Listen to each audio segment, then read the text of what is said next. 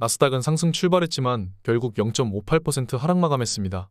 유가가 70불을 하회하면서 4.07% 급락했습니다. ADP 11월 민간 고용이 부진하게 나왔습니다. 시장은 이제 글로벌 경기 둔화에 대해 우려하기 시작했습니다. TQ는 1.78% 하락했습니다. 반도체 레버리지 또한 2% 하락했습니다. 나스닥보다 조금 더 하락한 모습입니다. 테슬라는 한때 3% 상승했었습니다. 모델2에 대한 기대감 덕분입니다. 25,000불이면 살 수 있는 전기차에 대해 일론은 이미 많은 준비가 되어 있고 대량 생산할 준비를 하고 있다고 밝혔습니다. 그러나 안 좋은 매크로 때문에 하락했습니다. ADP 민간 고용이 발표되었습니다. 예상치가 12만 8천이었지만 실제 10만 6천 명으로 발표됐습니다.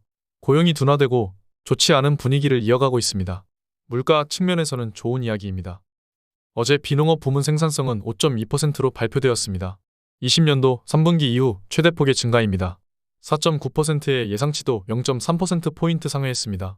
생산량이 증가하고 근로시간이 증가했습니다. 한마디로 물가는 낮아지고 경기는 상승하고 있다는 것입니다. 파월이 가장 바라는 상황입니다.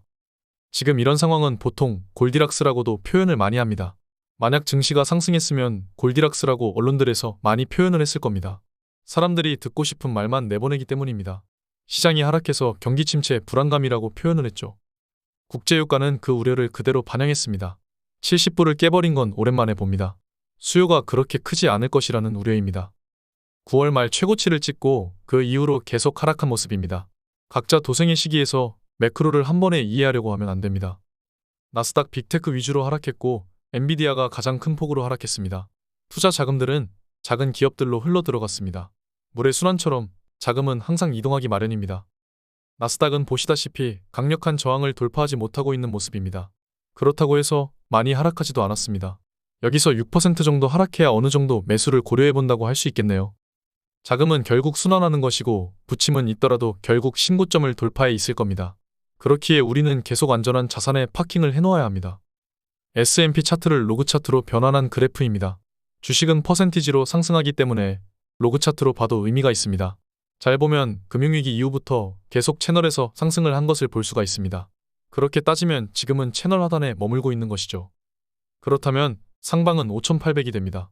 하방은 5,100이죠. S&P는 지금 4,549입니다. 물론 하방으로 향할 가능성이 높은 것은 사실입니다. S&P 차트의 모습입니다. 하지만 S&P가 채널 상단으로 향하려면 5,800까지 27% 정도 상승해야 합니다. 결국 하락이 있던 없던 증시가 고점을 향해 달리려면 27% 상승입니다. 나스닥은 대략 37% 상승한다고 가정하면 제가 말씀드린 2만에 가까워지는 것이죠. 채널링으로 적용을 한다면 나스닥도 2만 돌파가 가능해 보입니다. 폭락이 내년에 오든 안 오든 결국 버블은 한 번은 오게 됩니다. 이미 너무나 많은 돈이 풀렸습니다. 폭락이 온다고 외치기 전에 버블도 온다고 말을 할 줄 알아야 투자자입니다. 저는 무지성 상승론자가 아닙니다. 폭락과 폭등 모두 좋아합니다. 비이성적으로 움직이는 주식시장이라는 곳에 있어서 그저 파도를 즐기기만 하면 됩니다. 파도가 낮을 때 사고 높을 때 팔면 되는 겁니다. 함께 파도 타러 가시죠. 오늘 여기까지 하겠습니다. 감사합니다. 지금까지 목숨 걸고 레버리지와 테슬라 투자하는 RS 미국 주식이었습니다. 감사합니다.